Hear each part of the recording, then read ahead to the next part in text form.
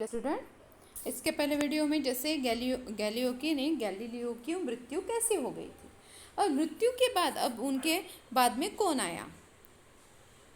तो सितंबर महीने में 25 तारीख को इंग्लैंड में जैसे न्यूटन का जन्म हो गया। 12 वर्ष की अवस्था में उन्होंने पाठशाला में वो भर्ती हो गए। 6 वर्ष तक उसने वहाँ विद्या अध्ययन किया और न्यूटन ने जैसे 22 वर्ष की अवस्था में जैसे बीए और 25 साल की अवस्था में जैसे एमए की परीक्षा पास कर ली। गणित और यंत्र विद्या बनाने में वो जैसे बहुत ज़्यादा उनको प्रेम था उसमें।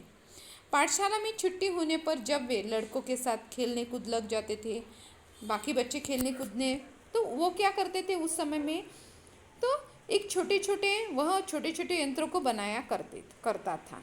उसने एक छोटी सी पवन चक्की बनाई थी जो वायु के वेग से अपने आप ही चलती थी। वायु ने जैसे हवा की वेग से ही वो चलने लगती थी। उसने लकड़ी की एक घड़ी भी बनाई थी, वह समय बदलने का जैसे पूरा काम कर सकती थी। अब वो जिस विद्यालय में थे तभी उसने यह बात भी सिद्ध करके दिखलाई कि प्रकाश की प्रत्येक किरण में 7 प्रकार के रंग होते हैं। गैलीलियो की जो दूरबीन गैलीलियो ने जो बताई थी और उसमें दूरबीन में कई दोष थे, इसलिए न्यूटन ने क्या किया कि उस जो नई दूरबीन बनाकर गैलीलियो की जो दूरबीन देखने से जो बाधाएं आती थी उनको दूर करने की कोशिश की। अब हमारे यहाँ जैसे प्राचीन ज्योतिषी तो यह जानते थे कि पृथ्वी में आकर्षण शक्ति है, अर्थात जो जड़ पदार्थ है उनको अपनी ओर खींच लेती है। और न्यूटन के समय यूरोप में इस बात को कोई जानता नहीं था। न्यूटन ने गुरुत्वाकर्षण के नियम का पता लगाया। गुरुत्वाकर्षण का सिद्धांत यानी न्यूटन ने ही लगाया है। इस नियम को जानने से बड़ा लाभ हुआ क्योंकि इसी के अनुसार सूर्य, चंद्रमा, पृथ्वी तथा अन्य ग्रह अपनी अपनी कक्षाओं पर घूमते रहते हैं। वो अपनी अपनी कक्षाओं पर ही घूमते रहते हैं। फिर उनकी जैसे वो लोग सीधा चले गए। उन्होंने अपनी सारी अवस्था गणित और विद्या की किताबें लिखने और विज्ञान संबंधी नई नई बातें जानने में बिता दी। अब न्यूटन बहुत सवेरे उठते थे, अपना सारा काम समय पर करना था।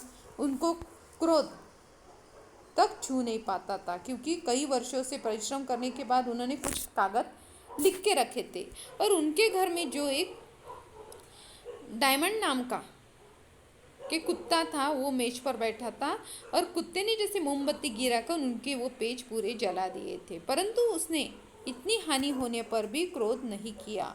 केवल इतना ही कहा कि डायमंड, तू नहीं जानता तूने मेरी कितनी हानि की है। इन्हें न्यूटन क्या करते थे, क्रोध नहीं करते थे। उन्होंने कुत्ते को बोला कि डायमंड, तूने मेरी कितनी हानि कर दी है।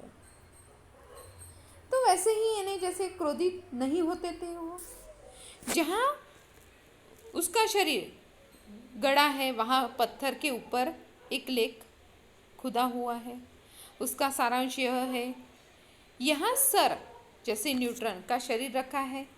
इस विद्वान ने अपनी विद्या के बल से ग्रहों की चाल और उसके आकार का पता लगाया।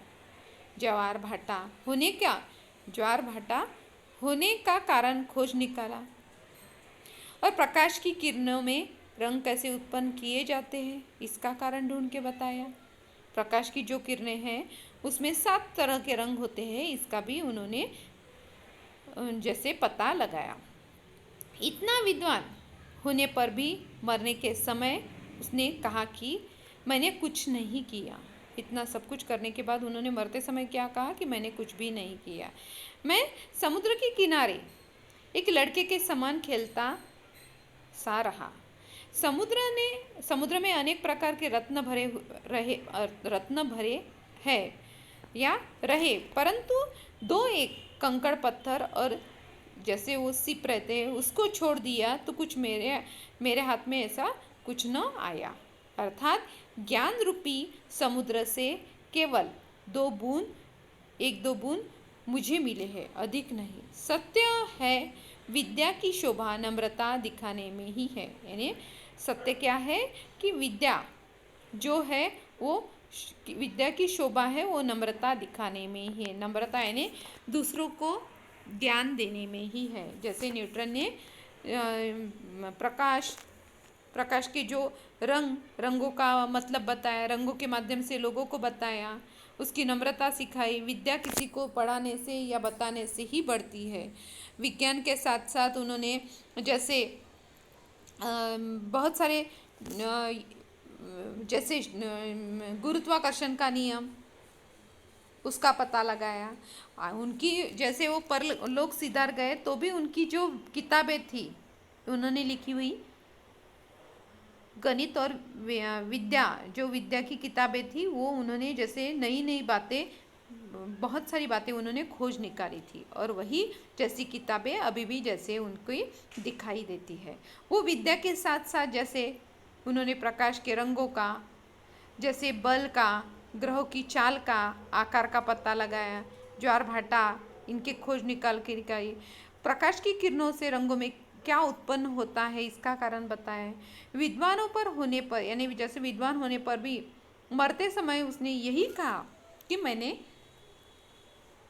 कुछ भी नहीं किया है। इतना सब कुछ करने के बाद और समुद्र की किरणों पर एक लड़के के समान, जैसे लड़के के समान खेलता सा रहा। और अनेक प्रकार के रत्न भरे हैं, परंतु एक दो उसमें कंकड़ और पत्थर और सीपियों को छोड़कर कुछ मेरे हाथ न आया। ऐसे उनका बोलना था कि यानी मैंने बहुत कुछ ढूंढने की कोशिश की पर मेरे हाथ में कुछ नहीं आया। ऐसी विनम्रता, ऐसे यानी इतना ज्ञान होने के बाद भी ज्ञान रूपी समुद्र में से केवल एक दो बूंद मुझे मिले, अधिक नहीं, ऐसी उनकी धारणा थी। इतना ज्ञानी साइंटिस्ट होने के बाद भी उन्होंने क्या बोला कि मुझे इसमें से कुछ अधिक नहीं चाहिए। और सत्य यही बताया कि विद्या की शोभा नम्रता दिखाने में ही है। नम्रता दिखाने में ही इसलिए है कि जो इंसान के पास है जैसे वो दिखाएगा, बड़कपन दिखाएगा, वो उसने नहीं दिखानी चाहिए।